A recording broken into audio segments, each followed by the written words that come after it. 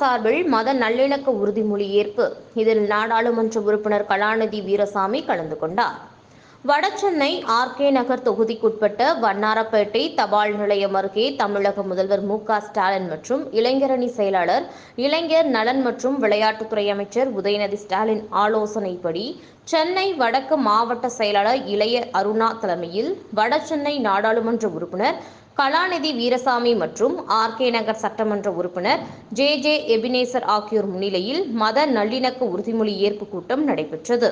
இதில் தலைமை கழக நிர்வாகிகள், மாவட்ட கழக நிர்வாகிகள், பொதுக்குழு உறுப்பினர்கள், பகுதி கள நிர்வாகிகள், வட்டக்கள செயலாளர், வட்டக்கழக நிர்வாகிகள், அனைத்து மாவட்ட பகுதி அணிகளின் அமைப்பாளர்கள், துணை அமைப்பாளர்கள் மற்றும் சார்பு மன்ற நிர்வாகிகள், மண்டல குழு தலைவர் நேதாஜி, கணேசன், இளைஞரணி பொன் இளவரசன், பகுதி செயலாளர்கள் லட்சுமணன், ஜெபதாஸ் பாண்டியன், வட்ட செயலாளர் கதிரேசன், கோதண்டன், மேற்கு பகுதி துணை செயலாளர் கோவிந்தராஜ், கவுன்சிலர் குமாரி, நாகராஜன், அவைத்தலைவர் அனிபா, நெல்லைசாமி உள்ளிட்டோர் இந்நிகழ்வில் கலந்து கொண்டனர்.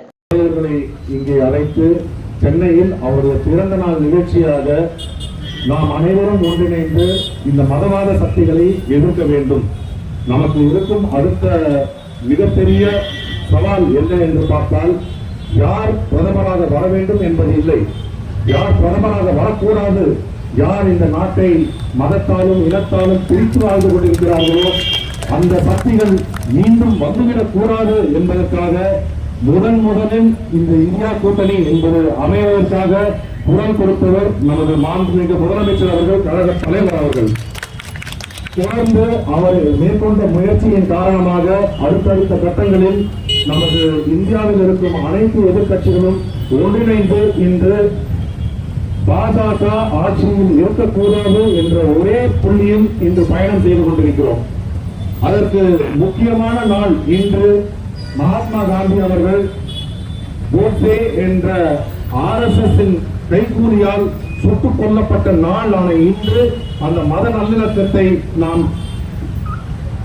உறுதிமொழி ஏற்று மக்கள் அனைவருக்கும் இந்த மத நல்லிணக்கம் என்ற ஒரு குறிக்கோளை தமிழகத்தில் நாம் அதை பின்பற்றிதான் நாம் வாழ்ந்து கொண்டிருக்கிறோம்.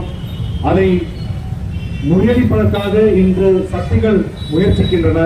அந்த சக்திகளை முறியடிக்கும் விதமாக நமக்கு அனைவருக்குமே மத நல்லிணக்கம் என்பது எவ்வளவு முக்கியம் என்பதை சொல்வதற்காக நமது மாண்புமிகு முதலமைச்சர் அவர்கள், கழக தலைவர் அவர்கள் தமிழ்நாடு முழுவதும் இருக்கும் அனைத்து மாவட்டங்களிலும் இந்த மத நல்லிணக்க உறுதிமொழியை ஏற்றுக்கொள்ள சொல்லியிருக்கிறார். இதை பொதுமக்களிடமும் சென்று அனைத்து மதங்களிலும் இருக்கும் நமது தோழர்களிடமும் சென்று நமது சகோதரர்களிடமும் சென்று இதை பற்றிய முக்கியத்துவத்தை அவர்களுக்கு எடுத்துரைத்து வரவிருக்கும் நாடாளுமன்ற தேர்தலில் அனைத்து மதவாத சக்திகளையும் முறியடிக்கும் விதமாக நமது மாண்புமிகு தலைவர் அவர்களுக்கு கரங்களுக்கு வலுப்படுத்தும் விதமாக நாம் அனைவரும் பணியாற்றுவோம். நன்றி.